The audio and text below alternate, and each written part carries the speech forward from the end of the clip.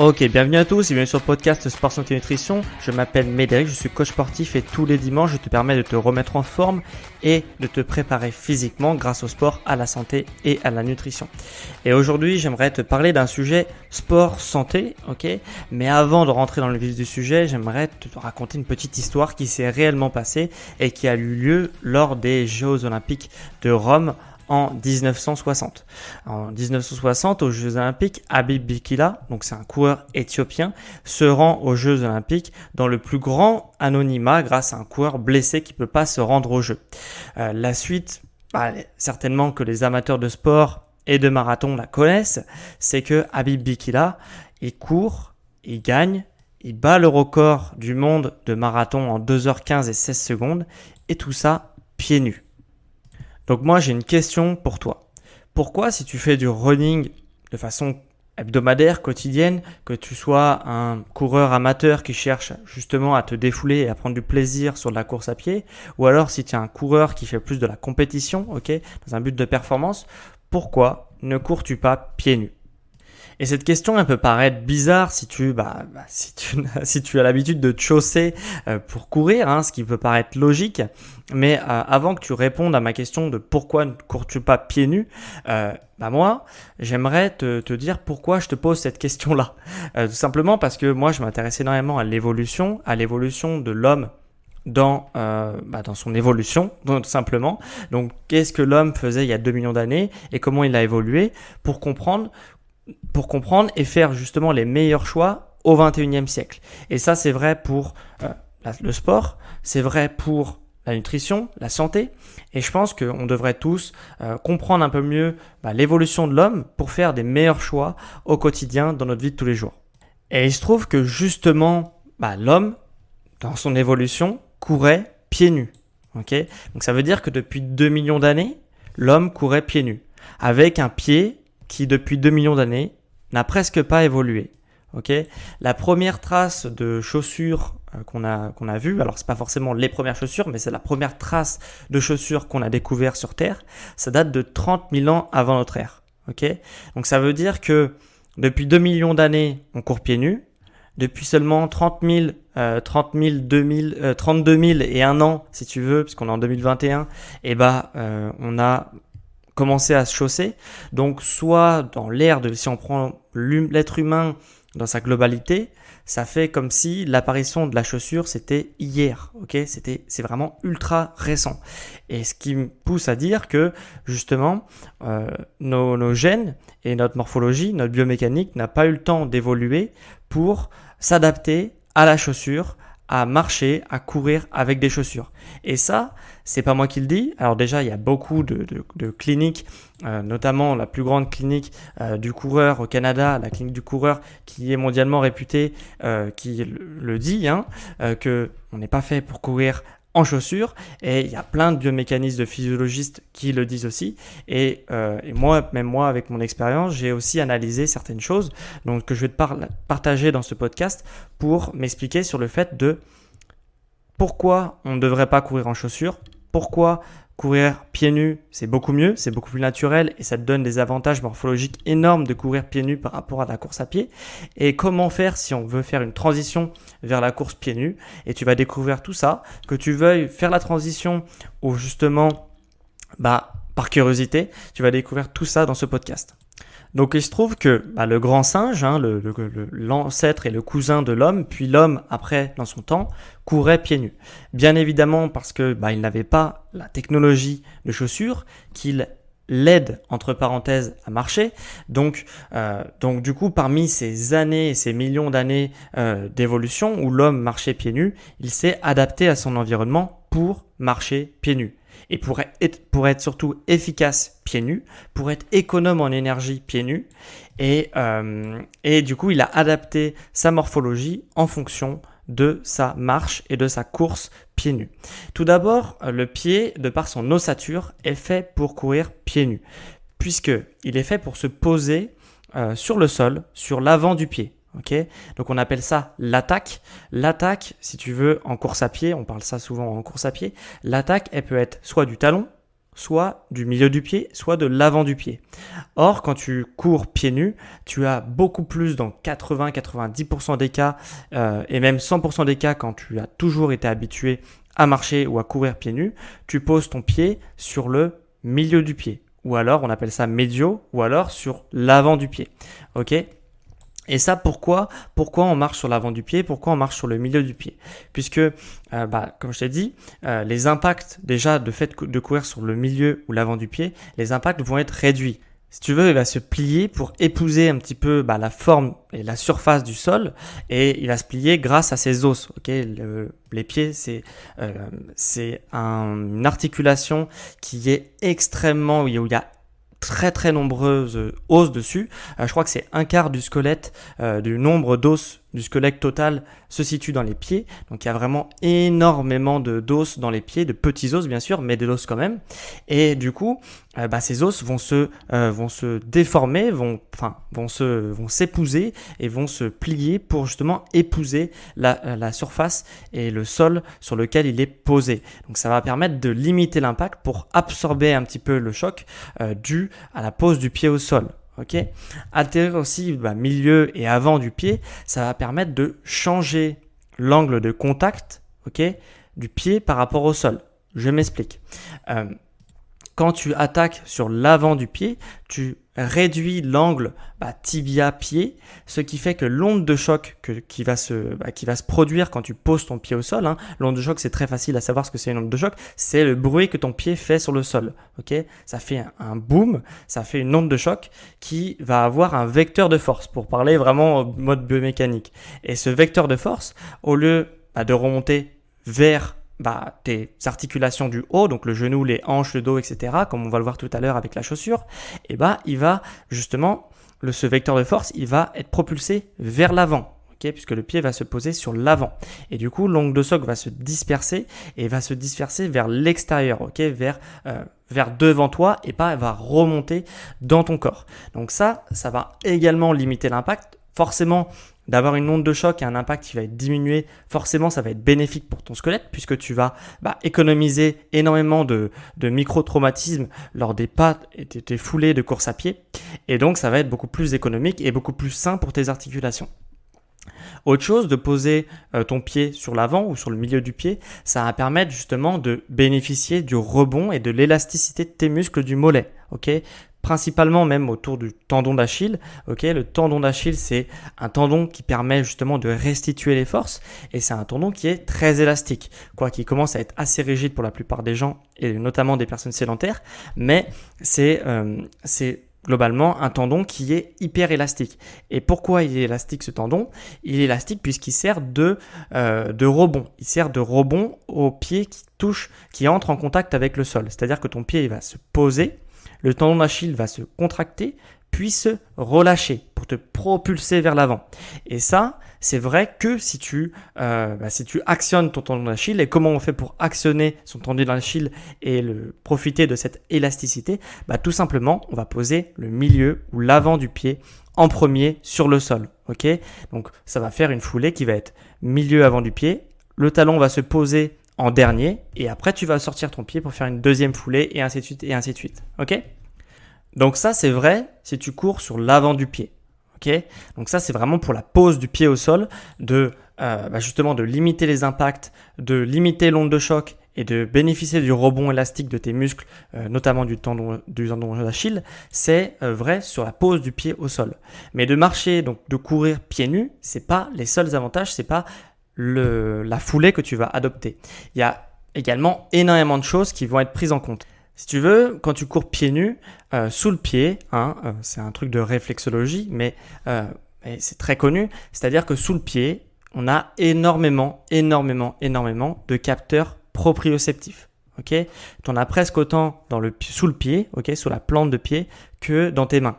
Okay, les capteurs proprioceptifs, c'est ce qui sert justement à analyser certaines choses, analyser un petit peu ton corps dans l'espace, donc analyser le pied qui se pose sur le sol, sur quelle surface il est sol, est-ce que c'est glissant, est-ce que c'est mou, est-ce que c'est pentu, est-ce que c'est enfin voilà, pas mal de choses comme ça. Ça te sert à analyser la douleur, ça te sert à remonter les informations au cerveau. Enfin, les capteurs proprioceptifs, je ferai peut-être un podcast dessus, mais c'est quelque chose de absolument fabuleux. C'est un outil qui permet d'envoyer les messages au cerveau, et c'est absolument indispensable pour justement si on n'avait pas de capteur proprioceptif, on pourrait pas savoir si on a les yeux fermés par exemple, on pourrait pas savoir si on nous touche le bras, si on nous touche la main, si on nous touche le pied, si quand on est en contact avec un objet, si l'objet est lourd, si l'objet, enfin voilà, tu m'as compris, le capteur proprioceptif c'est absolument indispensable. Et justement, donc sous le pied, il y a énormément de capteurs proprioceptifs, ok ? Et ces capteurs proprioceptifs, ils vont être effectif, tu t'en doutes, que si tu cours pieds nus, puisque comment tu veux savoir et avoir des renseignements précis quand tu mets ton pied à l'intérieur d'une basket, d'une chaussure de running. Tu ne peux pas, ton corps a très très peu de retour grâce à ces capteurs proprioceptifs, tout simplement parce qu'il est à l'intérieur d'une chaussure, il n'est pas en contact direct avec le sol. Ok ? Donc ces capteurs proprioceptifs, ils vont servir à quoi ? Premièrement, ils vont servir à analyser sur quelle sorte de matière le pied se pose. Ok, comme je te l'ai dit tout à l'heure, est-ce que le sol est mou? Est-ce que le sol est dur? Est-ce que c'est glissant? Est-ce que c'est pentu? Et du coup, par exemple, donc si le sol est mou ou dur ou glissant, ça va permettre de ne pas te casser la figure, ok, donc de garder un bon équilibre. Et en plus de ça, ces capteurs, ils vont servir à justement épouser de la meilleure manière la forme du sol. Ok, donc ça veut dire que si tu as un petit gravillon, au lieu que ta cheville elle part sur le côté, ces capteurs vont être là pour transmettre l'information hyper rapidement au cerveau pour que justement tes articulations soient stabilisées. Donc c'est absolument fondamental. Deuxièmement, les capteurs proprioceptifs, ils vont faire aussi un retour sur ta foulée. Okay, donc ça veut dire qu'il va être en permanence, donc toi tu sais de manière inconsciente, donc toi tu le sais pas forcément, mais ton cerveau, les capteurs vont faire un retour au cerveau pour savoir comment s'est passée la foulée. Et du coup, en fonction de ça, il va faire des ajustements nécessaires. Est-ce qu'il faut accélérer la foulée? Est-ce qu'il faut ralentir la foulée? Est-ce que il y a un bon retour veineux? Est-ce que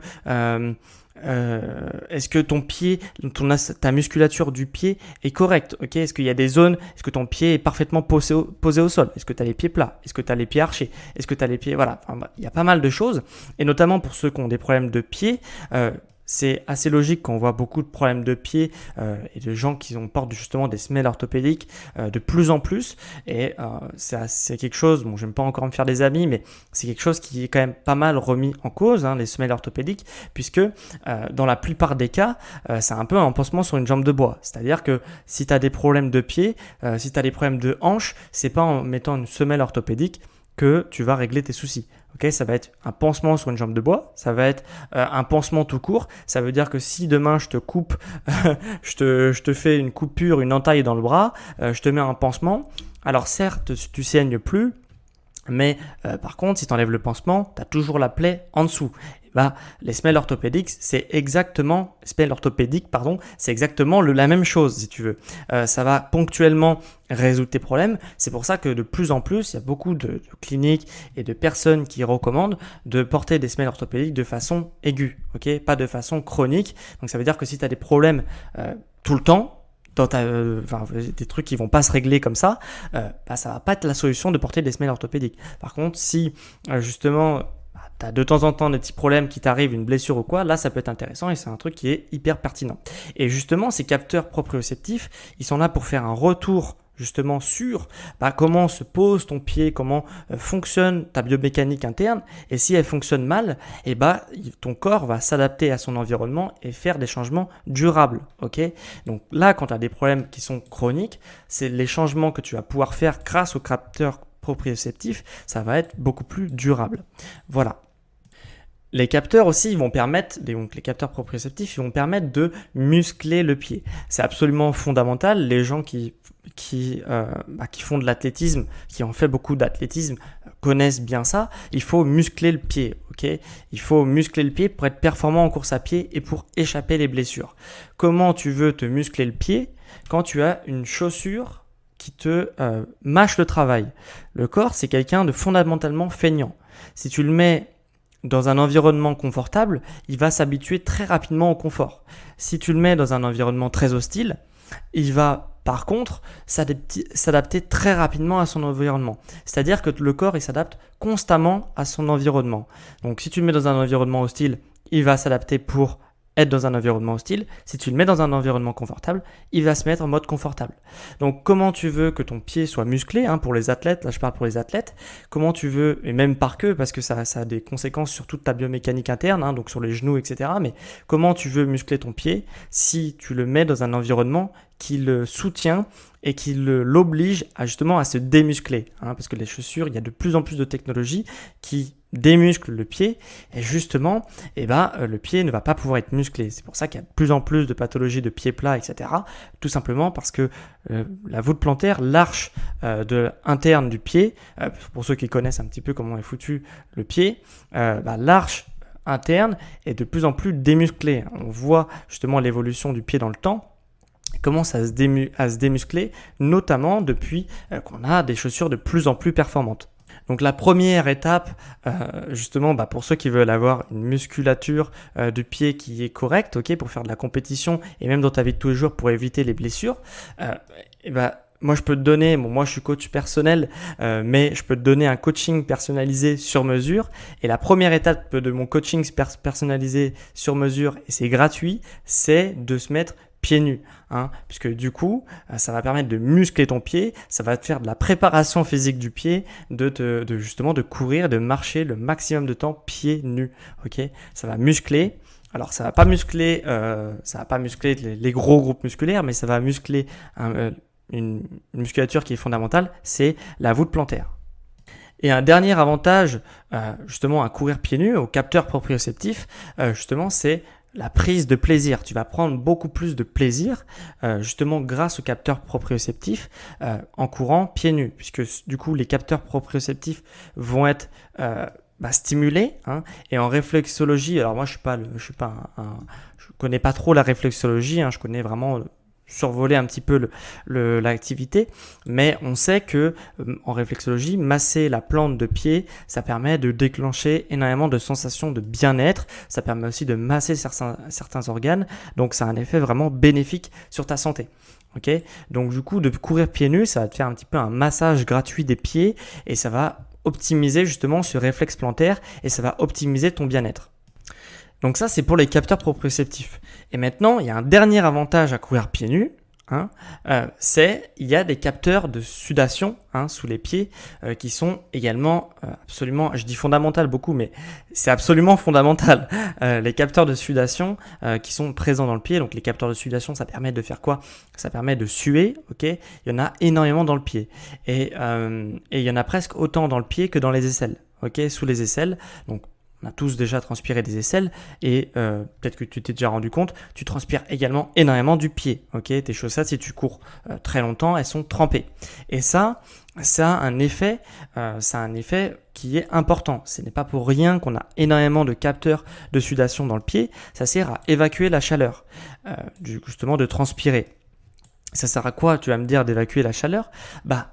De 1, ça va permettre de courir quand même beaucoup plus facilement sous forte chaleur, parce que sinon, si on n'avait pas de capteur, notre pied, il pourrait pas courir aussi longtemps, il serait complètement asphyxié, et en plus, ça va permettre d'éviter les œdèmes, donc ça veut dire que ton pied il commence à gonfler. Pour ceux qui en font du trail ou des choses comme ça, ils doivent savoir de quoi je parle.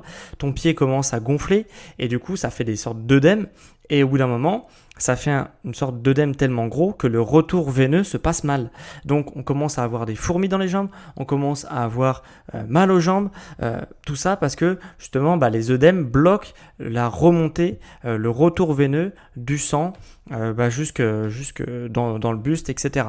Donc le sang passe mal et ça c'est à cause des capteurs de sudation qui sont complètement bouchés quand tu mets des chaussures. Mais je vais revenir sur les chaussures juste après. Mais du coup, avant qu'on revienne sur les chaussures, moi j'aimerais te poser encore la question que je t'ai posée en début de podcast, qui te pourrait te paraître débile, c'est pourquoi ne pas courir pieds nus ?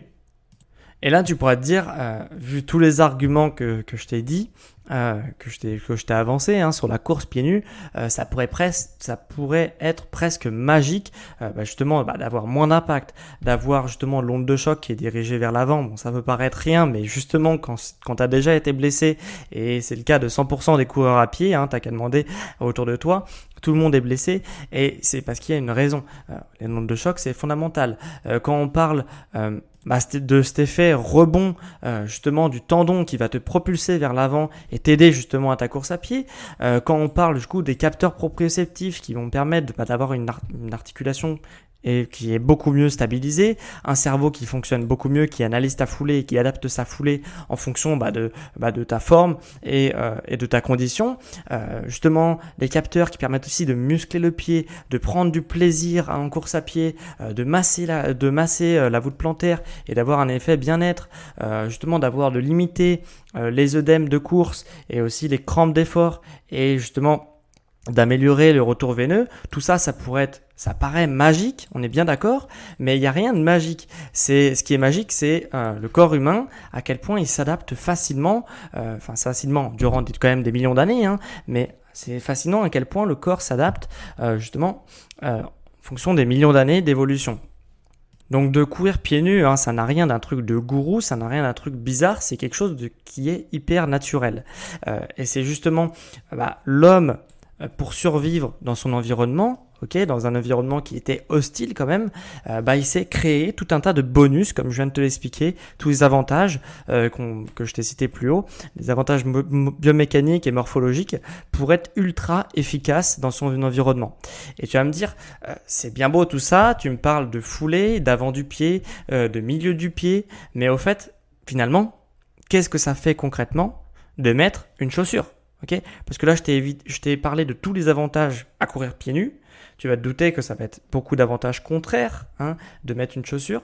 Mais du coup, qu'est-ce que ça fait de mettre une chaussure ?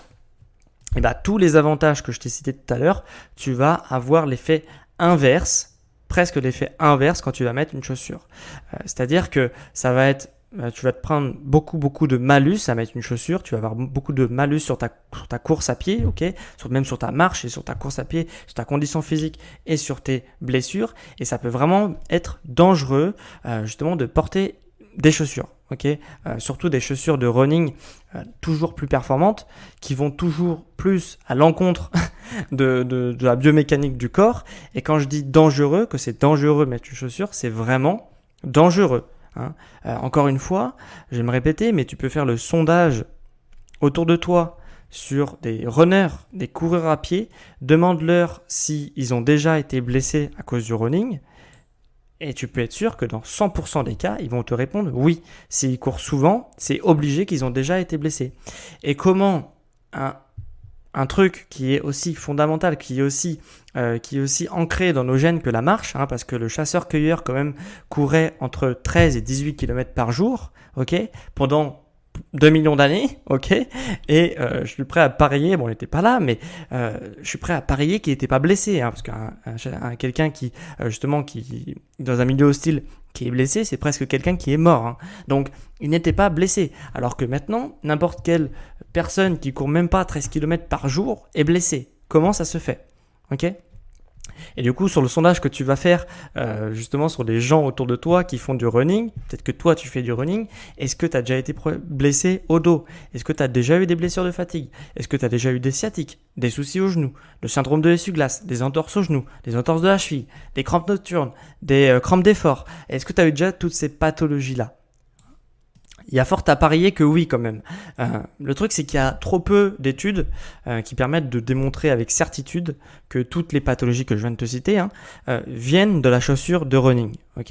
Mais moi c'est plus une conviction personnelle que ça vient de la chaussure de running et justement aussi grâce à mon expérience que je peux vous dire que je suis certain à 100% que ça vient de là. Alors comme je te dis, il y a quand même des études qui sont faites, il n'y a pas encore de consensus, on sait par contre, il y a eu énormément d'études sur la chaussure de running et on sait que ça ne résout aucun souci. C'est pas avec une chaussure plus performante, plus chère que tu vas avoir des meilleurs une meilleure prévention des blessures, si tu veux. Ça, c'est sûr et certain, ça a été prouvé par plein de gens qui font des études, de scientifiques, de physiologistes, de clinistes, etc. Mais voilà, pour l'instant, il n'y a pas encore trop d'études sur la course pieds nus et sur les avantages que ça peut avoir sur la prévention des blessures. On en a quand même pas mal des données sur la performance, comme je t'ai expliqué, notamment dû à tous les bonus que je t'ai expliqué plus haut. Mais voilà, on n'a pas encore tout ça. Mais du coup, on peut quand même analyser certaines choses et se demander qu'est-ce qui se passe quand on met une chaussure de running. Puisque je suis en train d'un petit peu, je suis désolé, mais diaboliser un peu la chaussure de running, surtout la chaussure de running moderne, parce que plus ça va, moi plus je vois des chaussures de running, plus ça va dans un sens qui me plaît pas du tout. Donc du coup, je vais t'expliquer un petit peu ce que ça fait de mettre une chaussure de running. De mettre une chaussure de running, ça va avoir 2 impacts. Le premier impact qu'on va voir, c'est tout simplement au niveau de la foulée. Ce qui va changer par rapport à la foulée quand on met une chaussure de running notamment, mais c'est pas le cas c'est pas le cas que de la chaussure de running, c'est le cas de même des baskets et des choses comme ça. C'est que au lieu d'atterrir comme tout à l'heure sur le milieu ou sur l'avant du pied, donc médio ou avant du pied, on va appeler ça une attaque talon. On va atterrir sur le talon, puis on va poser le milieu du pied, puis l'avant-pied, puis on va partir vers l'avant. On va se propulser vers l'avant. Et pourquoi on va faire ça? On va modifier notre foulée quand on met une basket ou justement une chaussure de running. C'est parce que il y a un drop dans une chaussure, surtout les chaussures de running, il y a un drop qui est surélevé, qui peut faire 6, 10, 13, 16 mm. Et ce drop de 1 à 2 cm, ça favorise du coup la pose du pied sur le talon en premier, une attaque sur le talon en premier, puis après un déroulement du pied vers l'avant. Et ça, c'est absolument dramatique. Ça va avoir des impacts qui vont être énormes sur sur ta condition, sur ta santé et aussi sur ta performance, puisque le pied n'est pas biomécaniquement fait pour se poser avec le talon en premier. Et ça, je vais te le démontrer. Tout d'abord, on a un impact qui va être plus grand au sol. Tu n'as qu'à faire le test, tu n'as qu'à marcher 10 mètres, tu es en train d'écouter ton podcast tranquille, et tu fais 10 mètres devant toi. Pose le talon au sol en premier et vois le bruit que ça fait au sol. Tu vas voir que ça fait quand même beaucoup de bruit. Maintenant, tu poses le milieu du pied en premier en contact avec le sol.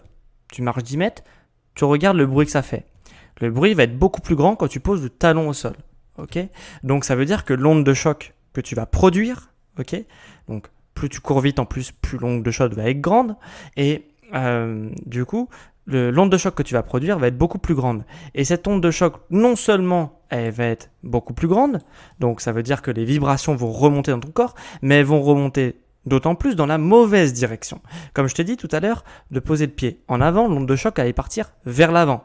Et là, l'onde de choc va partir vers le haut. Tout simplement parce que c'est pas du tout, si tu observes une image arrêtée d'un pied qui se pose sur le sol, tu regarderas que la position du tibia va être orientée d'une certaine façon pour que l'onde de choc, ça c'est malheureux mais c'est quand même la réalité, l'onde de choc va être pile poil dans la bonne direction pour remonter dans ton corps, donc ça va faire genou, hanche, colonne vertébrale. Et ça va être absolument dramatique encore une fois parce que du coup les ondes de choc c'est quelque chose qui est hyper traumatisant pour les muscles. Il faut une certaine onde de choc pour développer justement son squelette, mais il faut pas trop d'ondes de choc. Et si tu multiplies par le nombre de pas que tu marches par jour, par le nombre, la vitesse des pas que tu fais quand tu fais une sortie running, que tu vas multiplier sur 5, 10, 20 km, ça va avoir des conséquences énormes sur tes articulations, puisque tes articulations ne sont pas faites justement pour absorber autant d'ondes de choc en aussi peu de temps. Et du coup, ça va causer des problèmes de genoux, de chevilles, de colonne vertébrale, de hanches, de ligaments, de énormément de choses. Et du coup, et de dos forcément, bien sûr. Et du coup, ça va absolument avoir des conséquences qui sont énormes. Et voilà. Donc déjà, la pose du talon au sol en premier, l'impact va être beaucoup plus grand, quand on pose le talon, ça va être beaucoup plus brutal. Et en plus, l'angle, le vecteur de force de l'onde de choc va remonter dans tes articulations au lieu d'être expulsé un petit peu vers l'avant, donc là où tu n'as pas d'articulation à part tes doigts de pied si tu veux. Donc ça c'est la première chose. Deuxième chose, quand on pose le talon en premier, ok, donc favoriser, je le répète, par la chaussure de running avec le drop, justement on va avoir une position qui va pas être naturelle et notamment au niveau du genou. C'est-à-dire qu'on va faire des pas et à chaque fois qu'on va être en l'air, ok, quand on va être en propulsion en l'air, le genou il va se tendre un maximum pour aller chercher le plus loin possible et il va être en hyper extension au moment que le pied, donc le talon touche le sol. Ok, il va être en hyper extension, ce qui n'est pas du tout le cas quand on court avec médio-pied ou avant-pied.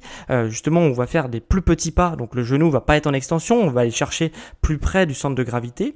Et du coup, le fait d'avoir justement le genou qui est en hyper extension au moment où le pied touche le sol, le talon touche le sol plutôt, et justement, le ligament, il va être en position de faiblesse. Okay, un ligament, quand il est en position intermédiaire, il est en position de force. Quand il est en position d'hyperextension, il va être en position de faiblesse.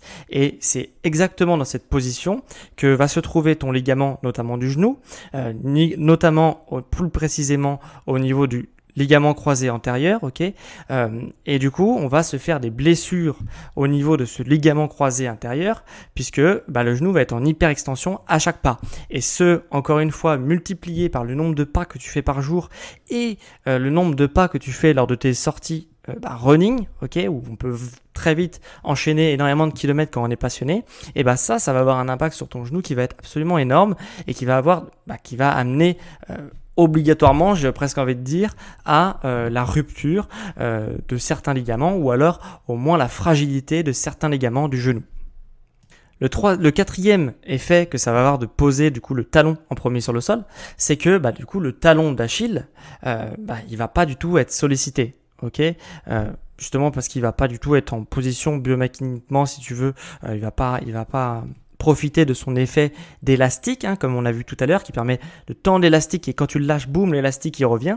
Et là, ce tendon d'Achille, il va pas être tendu. Donc du coup, tu vas pas bénéficier d'effets rebond, sur la propulsion. Et donc, forcément, bon là, c'est pas forcément trop grave au niveau de la santé, mais tu vas pas avoir de bonus de performance, puisque tu vas pas profiter du retour élastique du tendon d'Achille.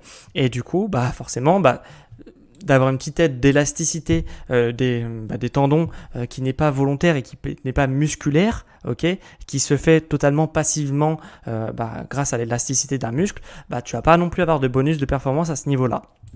Et en plus, ce qui est dommage, et là on va revenir tout à l'heure, mais ce qu'il y a, c'est que du coup, ce tendon d'Achille, il est sous-sollicité, il devient faible et devient du coup plus du tout performant, plus du tout élastique, il commence à se rigidifier. Et le problème que ça se pose, c'est que quand tu veux changer ta foulée et avoir une foulée qui est un peu plus biomécaniquement justement adaptée à l'être humain, si on peut dire ça comme ça, du coup tu vas vouloir changer ta foulée, mais ton tendon d'Achille, il aura peut-être jamais travaillé de sa vie. Et du coup, ça peut causer des blessures. Donc ça t'enferme dans un système qui n'est pas bon pour ton corps et où tu peux avoir du mal à t'en sortir, puisque ça met beaucoup de temps à faire des adaptations génétiques. C'est des adaptations génétiques qui auraient dû qui auraient dû être faites et des renforcements qui auraient dû être faits justement dès ta plus jeune enfance et continuer tout au long de ta vie. Sauf que on a décidé au bout d'un moment de te mettre des baskets ou des chaussures de running, et du coup ton tendon d'Achille, il a perdu la capacité d'élasticité, il a commencé à se démuscler, à se dérenforcer, je sais pas si ça se dit, mais voilà, et du coup ça te complique la tâche si tu veux justement faire la transition vers une course qui est un peu plus biomécaniquement adaptée. Je vais revenir après, pour ceux qui veulent justement faire un changement, on va y revenir après. Donc ça, c'était les problèmes qui se posent justement sur la pose du talon au sol. Mais il y a un autre inconvénient à la chaussure, c'est que du coup, ton pied, il n'est plus à l'air libre. Et forcément, ça va avoir des conséquences encore une fois. Tout à l'heure, je t'ai parlé des capteurs proprioceptifs. Donc, les capteurs proprioceptifs, ils permettent de sentir le sol, etc., etc. Et forcément, ces capteurs qui se situe sous la voûte plantaire, vu que généralement tu as une chaussette, en plus de ça tu as justement une chaussure qui absorbe, donc il y a énormément de marketing autour de l'absorption justement des pas et de l'onde de choc sur les chaussures de running. Donc forcément cette absorption, tes capteurs proprioceptifs, ils vont le sentir. C'est-à-dire qu'ils vont rien sentir puisque ça va être absorbé par la chaussure de running. Sauf que ça, c'est pas du tout positif. Donc c'est vendu comme positif parce que en effet l'onde de choc est tellement grande que si tu courais pieds nus sur des talons, effectivement tu le sentirais. Donc du coup ils mettent de plus en plus d'amortis, mais c'est au détriment des capteurs proprioceptifs. Donc le corps ne ressent plus rien et tes capteurs proprioceptifs, ils n'ont pas été mis là par hasard, ok ? Ils ont pas, si tu as un nez et une bouche, c'est pour respirer. Si tu as des capteurs proprioceptifs, c'est qu'ils ont une raison d'être. Et cette raison d'être, c'est que le corps, il n'est plus guidé. C'est-à-dire que le cerveau ne reçoit plus d'informations par les capteurs proprioceptifs de ton pied quand tu poses ton pied au sol pour courir, pour marcher, etc. Et donc toutes les articulations, quand tu poses ton pied, il y a plein d'articulations qui vont devoir être stabilisées. Tu dois t'en rendre compte. Bien sûr, tu as la cheville, qui peut partir à gauche, à droite, etc. Donc, il faut qu'elle soit bien maintenue. Il y a le genou qui peut partir à gauche, à droite, il faut qu'il soit bien maintenu. Il y a la hanche qui peut se mettre en rotation interne, externe, etc. Bien sûr, le squelette, la colonne vertébrale, etc. Toutes ces articulations-là peuvent être stabilisées grâce aux capteurs proprioceptifs. Du coup, tes capteurs proprioceptifs deviennent endormis avec une chaussure et du coup, l'articulation ne va pas pouvoir être stabilisée avec précision. Alors il y a là, bien sûr, tu vas pas te tomber à chaque pas parce que tu as quand même la vue qui t'aide. Il y a d'autres capteurs proprioceptifs qui prennent le relais, mais en tous les cas, c'est un travail qui est beaucoup moins précis. Ce qui fait que au bout d'un moment, ta cheville elle peut partir à gauche à droite puisque du coup le corps ne ressent rien et l'information remonte beaucoup plus lentement au cerveau. Ton genou peut partir à gauche à droite. Ta hanche peut partir en rotation interne sans que tu t'en rendes compte quand tu cours. Ton squelette peut être légèrement un petit peu en rotation également ou en flexion quand tu cours. Ta posture de course n'est plus la même. Ta posture de marche même n'est plus la même puisque tes capteurs proprioceptifs ne travaillent plus. Et du coup, le cerveau n'est même pas au courant que ça se passe mal. Donc tout ça, c'est dû justement aux capteurs proprioceptifs qui ne ressentent rien. Mais il y a d'autres impacts. C'est-à-dire que la voûte plantaire, comme la voûte plantaire n'est pas en contact direct avec le sol, elle ne va plus travailler puisqu'elle est dans des chaussures qui sont extrêmement confortables, qui servent justement de maintien de la voûte plantaire. Donc la chaussure, la technologie qu'il y a dans la chaussure, justement, remplace le travail de la voûte plantaire, le travail musculaire au niveau de la voûte plantaire, et donc forcément le pied commence à se démuscler. La voûte plantaire se démuscle, le pied commence à perdre en performance.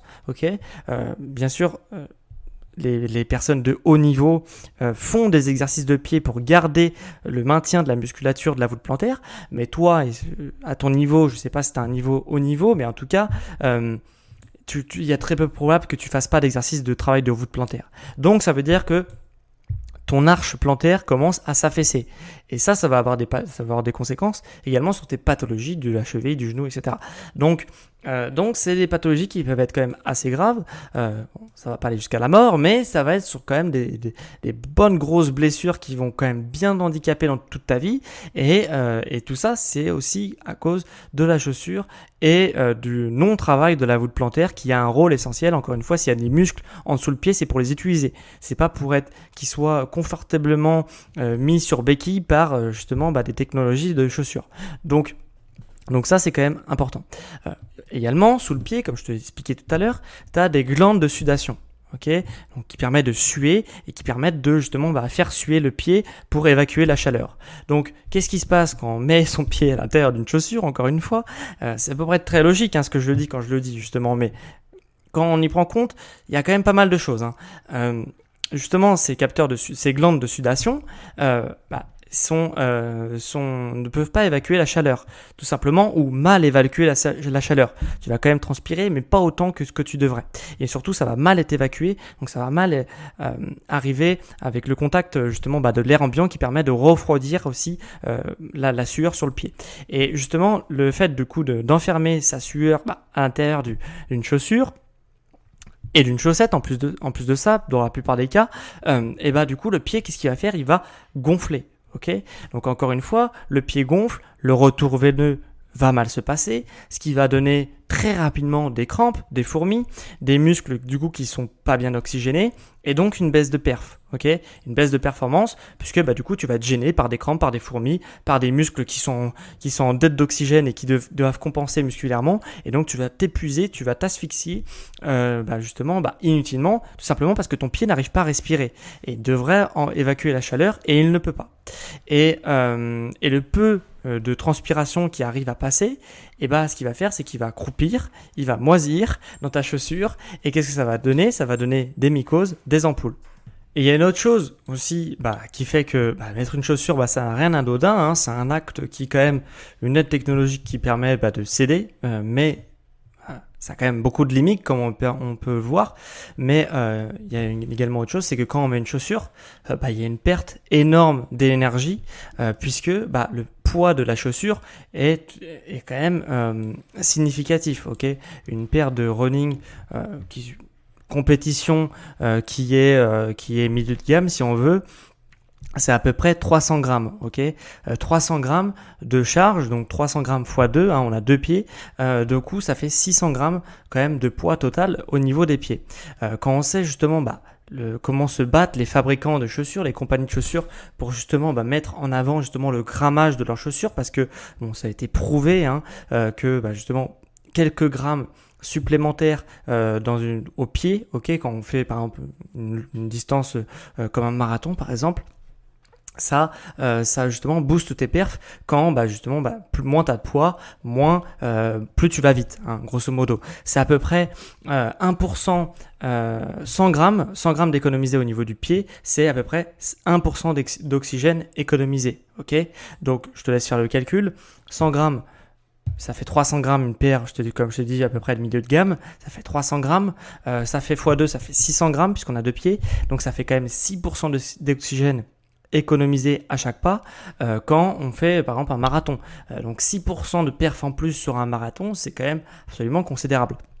Donc du coup, moi, ce que je t'invite, c'est la chaussure la plus performante qui puisse exister, si tu veux, pour avoir justement ces bonus de performance dus à l'économisation d'oxygène sur un poids de chaussure de course à pied. La chaussure la plus performante, ça reste quand même le pied nu, puisque le pied nu, tu as 0 g à te trimballer inutilement, et comme on a pu le voir, c'est pas forcément bien de mettre une chaussure, et c'est pas anodin du tout. Et la dernière chose sur le fait de mettre une chaussure, c'est que, encore une fois, les capteurs proprioceptifs, on en revient, ils ne captent pas toutes les petites aspérités du sol, et du coup, forcément, il n'y a pas de réflexologie qui s'opère, donc de massage de la voûte plantaire. Donc forcément, tu prends beaucoup moins de plaisir sur une chaussure, à mettre ton pied dans une chaussure et à fouler ton pied par rapport au sol, qui peut vraiment être un réel plaisir, justement quand tu as une chaussure, puisque par définition, avec la chaussure absorbante, tu ne sens rien. Et donc du coup, forcément, il n'y a pas de massage du pied qui s'opère et on prend beaucoup moins de plaisir. Donc pour récapituler, que ça soit au niveau justement du pied et de la pose du pied au sol avec un impact qui va être plus grand, un angle d'attaque qui va être pas du tout idéal et qui va faire remonter justement les vibrations et l'onde de choc à travers ton corps, le genou qui est en hyperextension, le tendon d'Achille qui va pas du tout faire son rôle de propulseur et d'élastique, les capteurs proprioceptifs qui ne peuvent pas guider le corps et que du coup la voûte plantaire ne va pas non plus être maintenue, et les glandes de sudation qui vont faire gonfler le pied, qui vont avoir justement un mauvais retour veineux et etc. Justement également une perte de performance due au poids de la chaussure qui est quand même relativement conséquent, et les capteurs proprioceptifs qui t'empêchent de prendre du plaisir de course justement par la réflexologie. Il y a quand même beaucoup de désavantages, je pense qu'on peut le dire, à mettre une chaussure de running. Et il ne faut pas du coup s'étonner par la même occasion justement d'avoir beaucoup de blessures, d'avoir beaucoup de pathologies qui commencent à se créer à cause de la course à pied, et quand on sait tout ce que fait une chaussure quand même, et du coup d'aller à l'encontre de sa biomécanique naturelle. Et donc moi je vais reprendre ma question que je t'ai posée déjà 2 fois dans ce podcast. Pourquoi pas pieds nus ? Pourquoi pas pieds nus ? Pourquoi on court pas pieds nus ?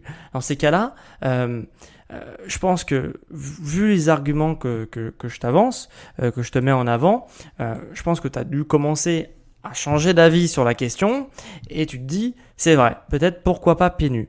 Et ça te semble peut-être pas aussi débile que quand je t'ai posé la question pour la première fois au début du podcast, mais tu dois te dire, à ce moment-là du podcast, je pense, que ça va paraître bizarre. Ça va paraître bizarre si je commence à courir pieds nus. Les gens vont mal me regarder dans la rue, les gens vont pas comprendre et je vais paraître débile, hein, grosso modo, pour rester poli. Mais moi j'ai une solution. C'est que maintenant, je suis pas le seul à avoir fait ce constat-là. Il y a quand même beaucoup de gens qui commencent à voir que la chaussure, ça commence à causer quand même de graves problèmes et que quand ils courent pieds nus, ça se passe quand même beaucoup mieux. Donc fort heureusement, avec le business qui se lance, il commence à avoir un business pour ce genre de choses-là. Donc, ce qui fait qu'il y a des solutions qui existent pour courir justement, pas totalement pieds nus, mais pas totalement non plus avec une chaussure de running. Et ce business-là, et cette solution, c'est les chaussures minimalistes. Qu'est-ce que c'est que les chaussures minimalistes ? Peut-être que tu n'as jamais entendu parler des chaussures minimalistes. Et en fait, c'est une chaussure qui n'a rien à voir avec une chaussure de running et une basket même, en termes de technologie, ça n'a rien à voir. Par contre, visuellement, ça se rapproche quand même pas mal des chaussures. Donc ça te protège un petit peu des regards que peuvent porter les gens si tu cours pieds nus, ok ? Donc ils vont voir quelqu'un qui court avec une chaussure.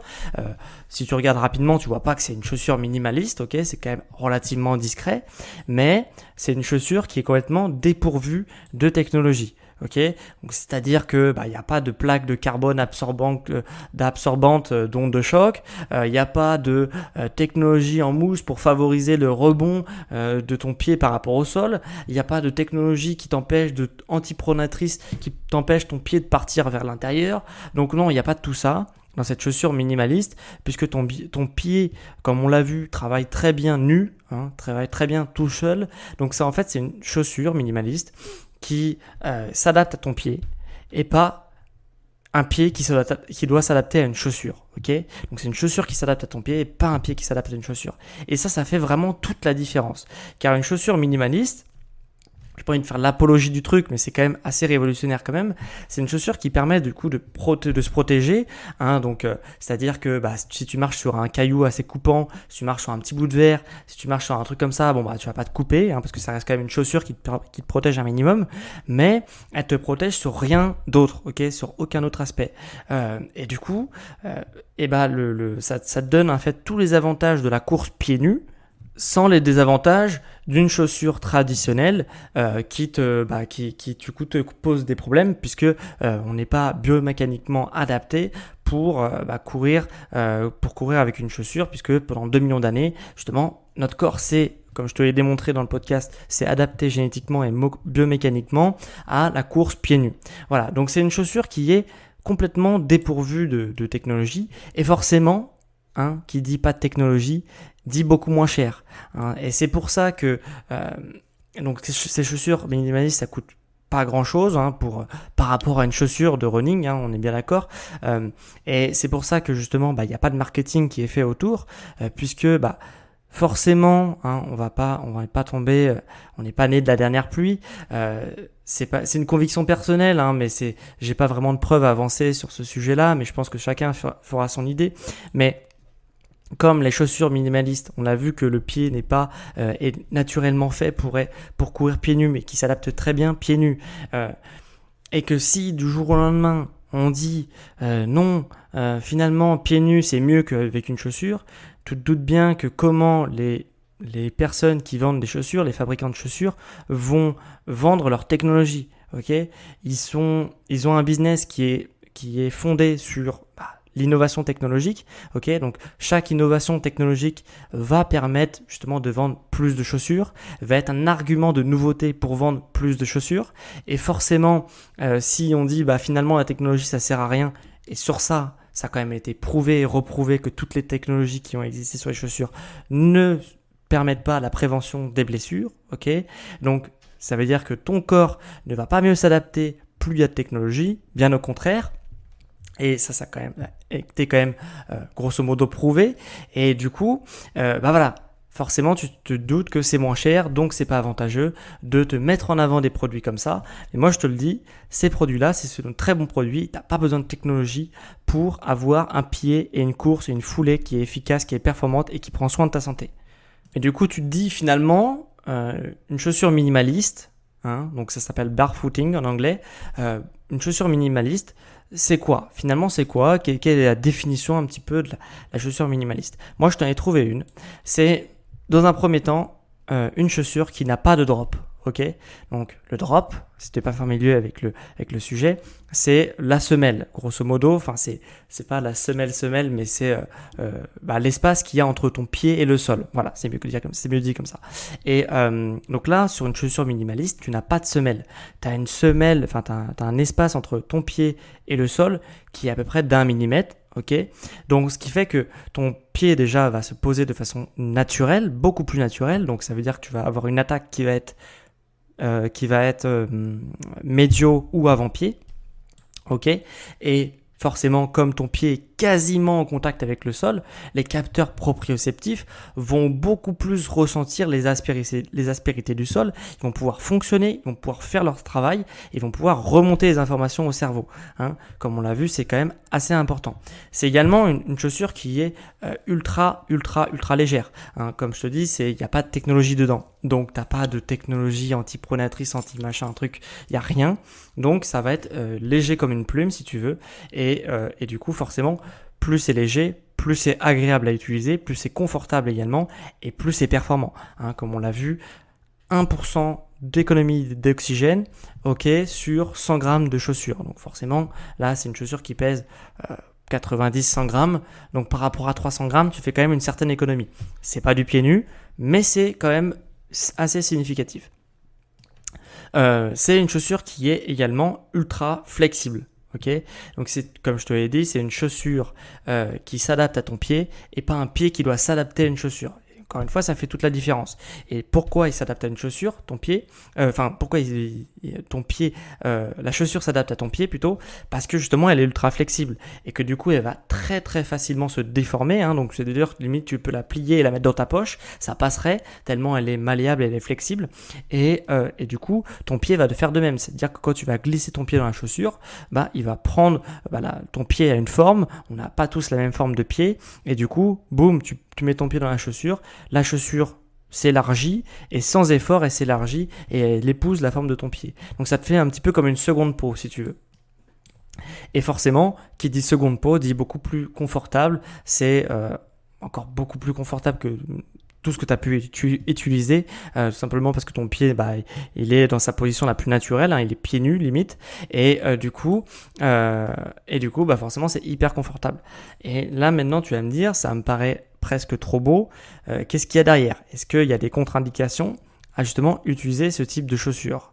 Et là où ça devient compliqué, c'est que je t'ai vendu du rêve là pendant 52 minutes et justement je vais t'annoncer que il va y avoir quand même un temps d'adaptation qui va être relativement long, qui va dépendre justement de est-ce que tu cours depuis très longtemps, est-ce que tu cours très très fréquemment ou régulièrement, est-ce que tu cours à haut niveau ou à niveau amateur, ça va dépendre de pas mal de choses. Mais en tous les cas, oui, il y a des contre-indications à utiliser ce type de chaussures puisque ton corps s'est déshabitué et va devoir se réhabituer à une nouvelle type de foulée, à un nouveau type de course, à de nouvelles sensations. Et pourquoi justement ce pied va se réhabituer? Puisque je suis en train de te dire depuis 50 minutes que justement, il n'y a rien de plus naturel que de courir pieds nus. Donc là, de mettre une chaussure minimaliste qui est vraiment un peu pour le fun, histoire de pas courir pieds nus. Ça te met quand même t'as une légère semelle, donc ça te permet de pas te couper. Ça te fait quand même un petit amorti si tu te justement sur les premiers pas pour t'habituer. Ça te laisse quand même un peu de marge. Et du coup, je suis en train de te dire que en gros, on court pieds nus avec une chaussure minimaliste. C'est comme si on courait pieds nus. Et justement, si tu es francophone, que tu m'écoutes, tu as à peu près 100% de chance pour ne pas avoir passé ton enfance dans la savane à marcher pieds nus. Donc forcément, tu t'es déshabitué. Tu as utilisé l'aide qui est la chaussure pendant X années, que pendant plusieurs dizaines d'années, et ton pied s'est déshabitué. Donc tu as des conséquences au niveau de ta voûte plantaire, au niveau de ta musculature, au niveau de tes tendons, au niveau de ta foulée, de ta biomécanique de course, de tes neurotransmetteurs, etc. Tu t'es habitué grosso modo à un truc qui est mauvais. Alors, tu pouvais pas le savoir, bien sûr, mais tu t'es habitué à un truc qui est mauvais. Donc, forcément, le temps de te réhabituer correctement, ça va prendre un certain délai, comme je te l'ai expliqué.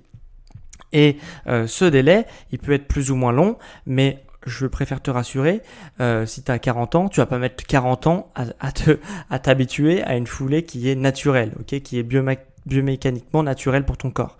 Tu vas mettre en moyenne 6 mois. Ok, alors s'il n'y a pas d'études qui ont été faites, c'est des retours de clinistes, notamment comme je te l'ai dit, je crois, la clinique du coureur au Canada, ok, qui est ultra réputée, qui fait l'apologie des chaussures minimalistes, parce que vraiment c'est une évidence pour les gens qui connaissent un peu le truc, que justement courir pieds nus c'est beaucoup plus naturel.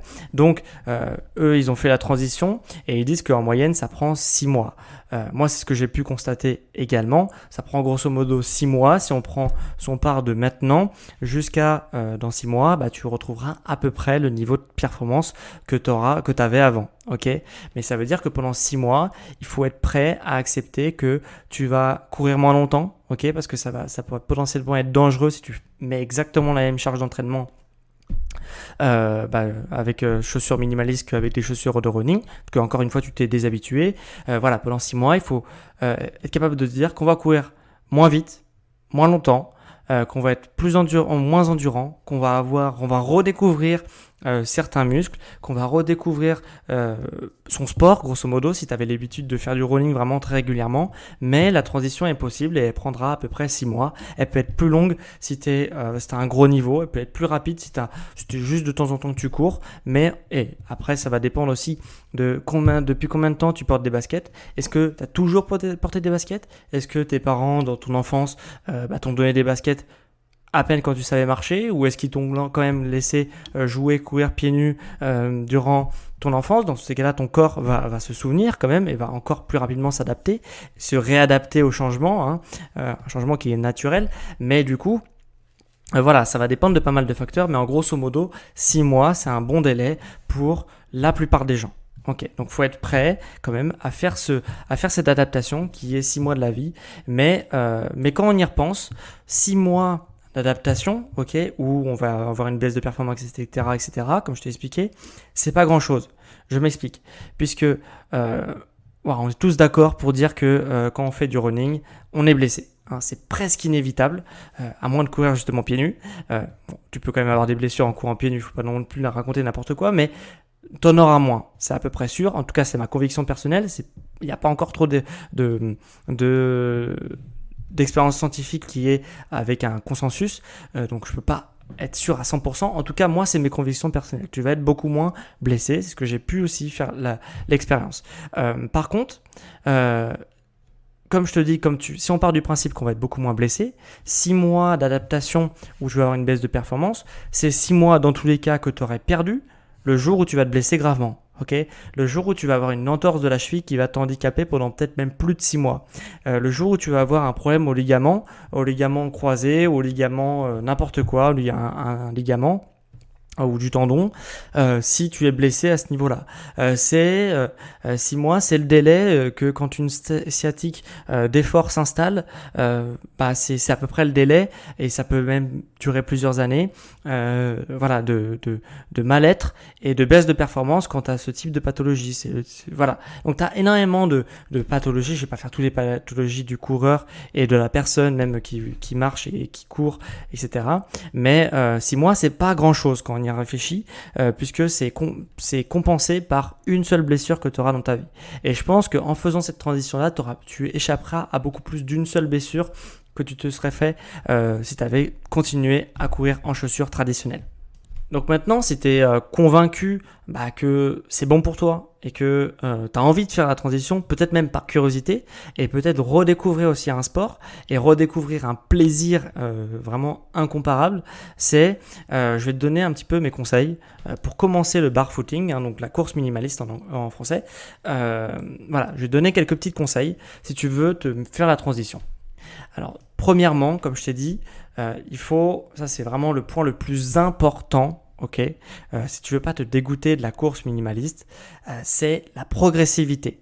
Ok, surtout pendant le premier mois de transition, puisque comme je te l'ai dit, par exemple, on va prendre le truc qui arrive classique quand on switch d'activité, c'est de course minimaliste plutôt, c'est le tendon d'Achille. Comme je te dis, le tendon d'Achille, il est sous-sollicité, il ne fait pas son rôle de tendon d'Achille et du coup, tu ne profites pas ou très très peu de l'élasticité du tendon d'Achille puisque la pose du talon par rapport au sol, voilà, c'est pas bon pour le tendon. Enfin, il travaille pas si tu veux le tendon d'Achille. Je vais pas revenir sur ce que je t'ai expliqué tout à l'heure.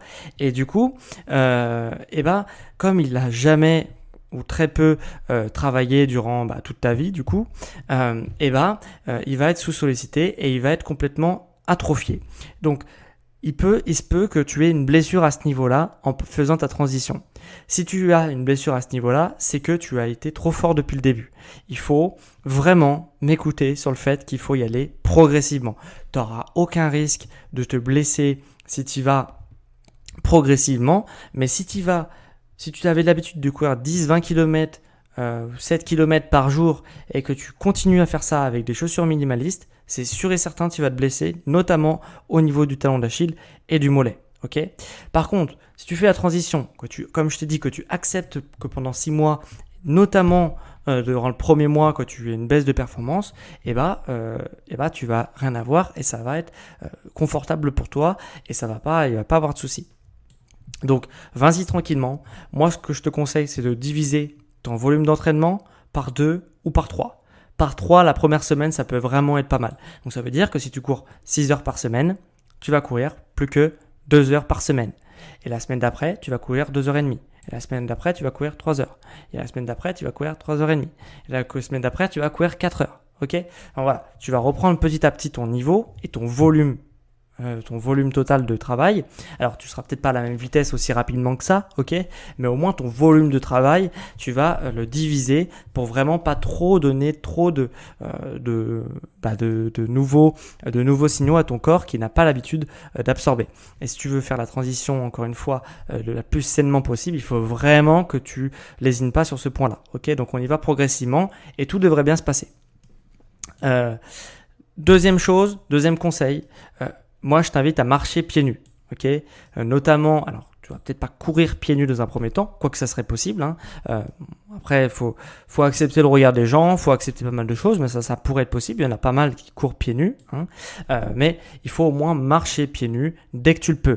Donc, ça veut dire que si tu fais, par exemple, si tu écoutes mes podcasts, normalement, tu dois être à peu près convaincu que les séances de préparation physique sont indispensables pour progresser. Par exemple, pourquoi pas déjà faire ton sport à composante musculaire, donc préparation physique, pieds nus. Ok, pourquoi pas faire ce sport-là pieds nus? Tu marches pas beaucoup, mais voilà, ça pourrait être intéressant. Moi-même, je fais mon sport tout le temps pieds nus. Ok, même quand je travaille avec des charges qui sont très lourdes, je fais mon sport pieds nus parce que déjà c'est beaucoup plus agréable et en plus ça permet de travailler le pied, ça permet de travailler la musculature du pied, ça permet pas mal de choses, ça permet en plus de faire du grounding. Bon, je vais pas rentrer dans le détail du grounding, je ferai un épisode sur ce sujet-là. J'en ai déjà un tout petit peu parlé, mais je reviendrai plus en détail sur un autre podcast. Mais voilà. Travaille pieds nus, ça t'habituera, marche pieds nus quand tu es chez toi, par contre c'est absolument indispensable, tu es pieds nus. Faut te réhabituer à marcher pieds nus pour pouvoir par la suite courir pieds nus, du moins courir en minimaliste. Ok, plus tu marcheras pieds nus, plus la transition sera rapide, plus tu auras de meilleures sensations en course minimaliste. Donc voilà, donc ça c'est le deuxième conseil. Le troisième conseil, encore une fois pour accélérer la transition.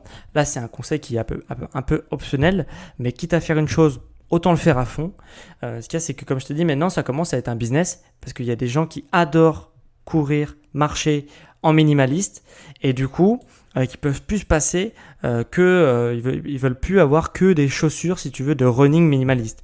Ce qu'il y a, c'est que maintenant les gens veulent marcher et aller au travail et faire leurs courses en minimaliste parce que c'est beaucoup plus confortable, parce que c'est beaucoup plus naturel également. Et on peut pas forcément marcher pieds nus dans un supermarché ou aller au travail à un supermarché. Donc maintenant, il existe des baskets minimalistes. Alors ça a l'air d'une basket en extérieur et en fait à l'intérieur, c'est une chaussure minimaliste, donc avec toutes les composantes minimalistes que je t'ai dit, donc hyper flexible, hyper confortable, hyper sans semelle, sans rien du tout, vraiment avec un pied, c'est comme si tu avais une seconde peau. Ça te fait l'aspect d'une basket, mais c'est pas une basket. Voilà. Donc voilà, ça peut être un bon conseil pour s'adapter et faire la transition plus rapidement, c'est de au quotidien en fait faire comme si tu étais pieds nus au quotidien. Donc c'est-à-dire chez toi tu peux être pieds nus normalement, donc tu te mets pieds nus et puis quand tu sors et quand tu vas marcher, quand tu vas au travail, quand tu vas machin, et tu as une paire de baskets minimaliste et quand tu vas courir, tu as une paire de chaussures minimalistes, de running minimaliste. Voilà, donc comme ça tu accélères ta transition et ton corps va comprendre que maintenant il doit refonctionner normalement. Et il doit refonctionner avec sa biomécanique naturelle puisque tu vas plus lui donner de chaussures avec un drop, avec des technologies qui te poussent à avoir un talon qui rentre au contact avec le sol et en premier, ok, enfin et plein d'autres choses que je t'ai expliqué dans le podcast. Donc ça peut être justement un bon conseil, c'est si tu veux le faire à fond, de prendre également des baskets minimalistes, de tester ça. Encore une fois, il n'y a pas beaucoup de technologie dans tout ce qui est comme ça, il n'y a pas beaucoup de marketing, donc du coup ça coûte beaucoup moins cher que des chaussures qui sont classiques, ok. Quatrième conseil, plutôt, pas concept, conseil. Je commence à fatiguer au bout de 1h05. J'espère que tu as pris ton petit café et ton petit thé en m'écoutant parce que j'ai jamais fait un podcast aussi long. J'avais beaucoup de choses à dire. Quatrième conseil, travailler ta souplesse, notamment au niveau des mollets et des ischios. Ok, parce que ton corps, il ne fonctionnait pas normalement, comme je t'ai dit, notamment au niveau du tendon d'Achille, du mollet, des ischios. Ils étaient complètement sous-développés, enfin pas les ischios, mais en tout cas les mollets et le tendon d'Achille. Donc tu as besoin de te redonner de l'élasticité à ce niveau-là. Ok, et du coup, ce que je te conseille de faire, c'est de faire des exercices pour améliorer l'élasticité justement de ces zones-là, donc de travailler ta souplesse à ce niveau-là. Et du coup, voilà, il faut travailler ta souplesse pour que ton corps fonctionne de plus en plus rapidement, normalement, et accélérer ta transition vers du minimalisme. Ok, donc voilà. Donc, ce que je te propose, c'est dans le PDF que voilà, si tu me rejoins et si tu sais pas comment je fonctionne, il y a normalement très souvent un PDF complémentaire pour t'apporter 2-3 trucs supplémentaires que j'ai pas dit dans le podcast. Donc dans ce PDF complémentaire, je te donnerai un mouvement de stretching qui permet justement de gagner en mobilité sur les zones du tendon d'Achille et du mollet et des ischios. Ok, qui fait du bien, qui est rapide à faire. C'est des petits exercices pour permettre d'accélérer la transition. Quatrième conseil, alors là je vais exclure une bonne partie de mon audience, mais je vais m'adresser aux jeunes parents. Je vais m'adresser à des jeunes parents, des gens qui ont un enfant, qui viennent d'avoir un enfant. Donnez une paire de chaussures minimalistes à votre enfant et pas une paire de baskets. Voilà. Je pourrais m'étendre sur le sujet du marketing des compagnies de chaussures, mais je vais pas le faire là. J'ai déjà assez tiré à balles réelles sur eux dans ce podcast là. Mais voilà, sachez qu'il y a un marketing autour de ça. Et si votre enfant est attiré par des baskets, c'est sur une bonne raison. Et du coup, il faut aller à l'encontre de ça, puisque plus l'enfant va être habitué à marcher pieds nus, va être habitué à marcher en minimaliste, donc sans semelle, etc., plus il aura une foulée et un pas qui va être naturel, et plus il se préservera également dans le futur à des pathologies qui peuvent être assez embêtantes. Donc si votre enfant a été habitué à courir de façon naturelle et à marcher de façon naturelle, il va se préserver de pas mal de soucis.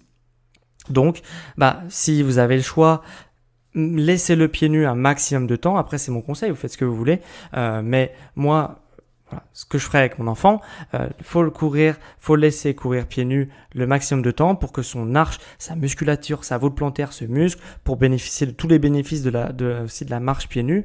Et quand il a besoin de sortir dehors et qu'il a besoin de pas être pieds nus, il faut lui acheter une paire de chaussures minimalistes et pas des chaussures avec des grosses semelles, pas des chaussures qui sont très rigides qui vont déformer le pied, pas des chaussures qui ont des technologies qui permettent de maintenir la voûte plantaire, pas des chaussures avec des maintiens du tendon d'Achille, voilà. Tous ces types de chaussures-là qui sont très mauvaises. De toute façon, de manière générale, on dit que le talon, c'est très mauvais. Ok, bon là je m'écarte un petit peu du sujet, mais voilà.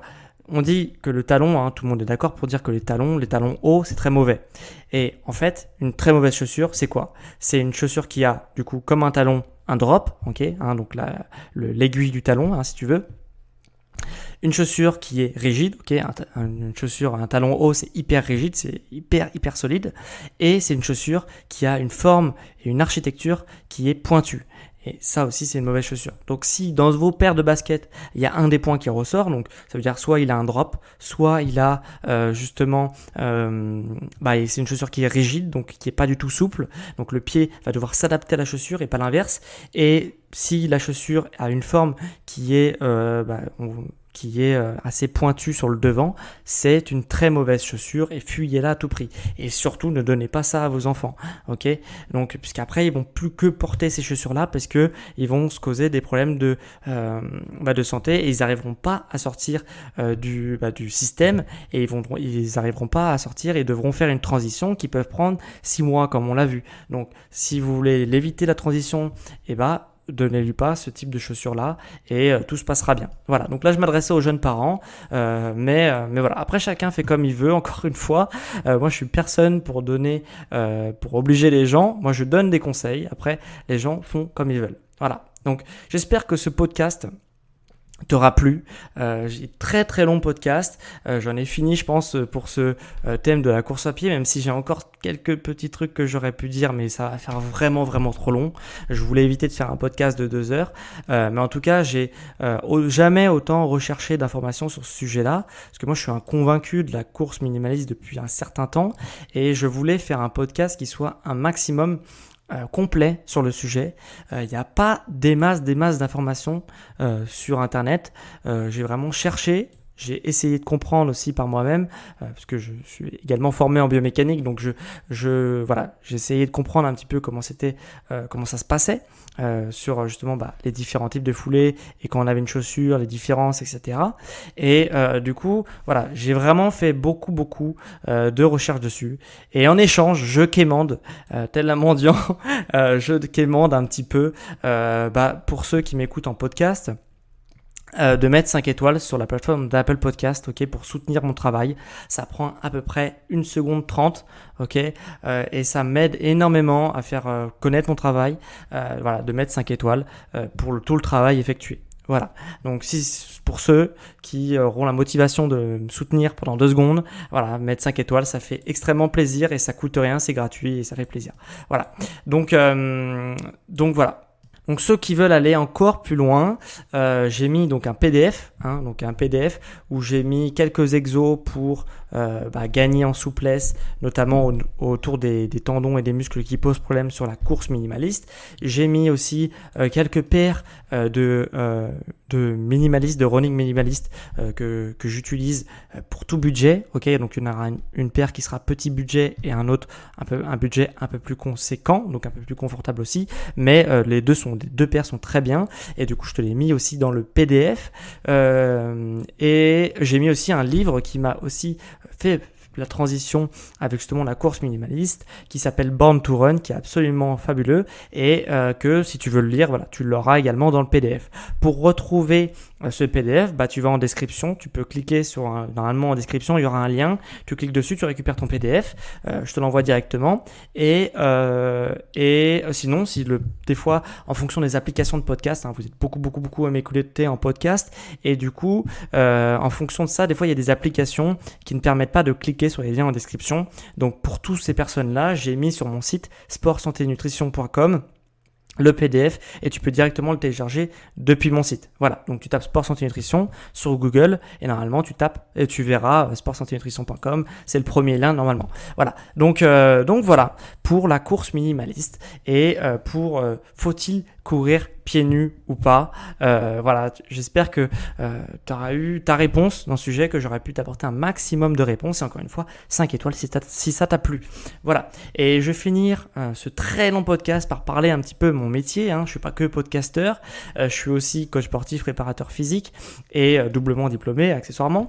Et du coup, si tu souhaites toi aussi faire un déclic dans ta vie, que ce soit sportivement, au niveau de l'hygiène de vie, au niveau du développement personnel aussi également, peut-être que c'est un déclic d'une nouvelle vie, moi ce que je t'invite c'est de prendre rendez-vous avec moi. Pendant ce rendez-vous, si tu veux, on analysera ta situation, je te poserai des questions sur ta situation sportive, hygiène de vie, etc. Et j'essaierai de te donner un maximum de conseils. Pour justement débloquer ta situation, arriver aux objectifs que tu veux arriver et dont tu veux arriver. Et du coup, j'essaierai de te donner un maximum de conseils pendant ce rendez-vous qui est gratuit. Donc ça se trouve encore une fois en description ou sur mon site Sport Santé Nutrition.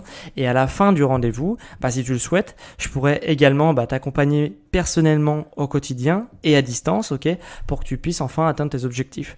Et donc pour prendre rendez-vous, tu vas en description ou sur mon site, tu cliques sur un créneau, une heure qui t'arrange, et comme ça on se fait un petit rendez-vous.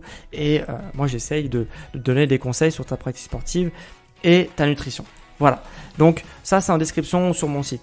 Donc c'était vraiment un plaisir pour moi de faire ce podcast sur la course à pied et sur la course pieds nus. Et on se dit du coup à dimanche prochain à midi pour un nouvel épisode sur le sport, la santé et la nutrition. Salut les sportifs intelligents!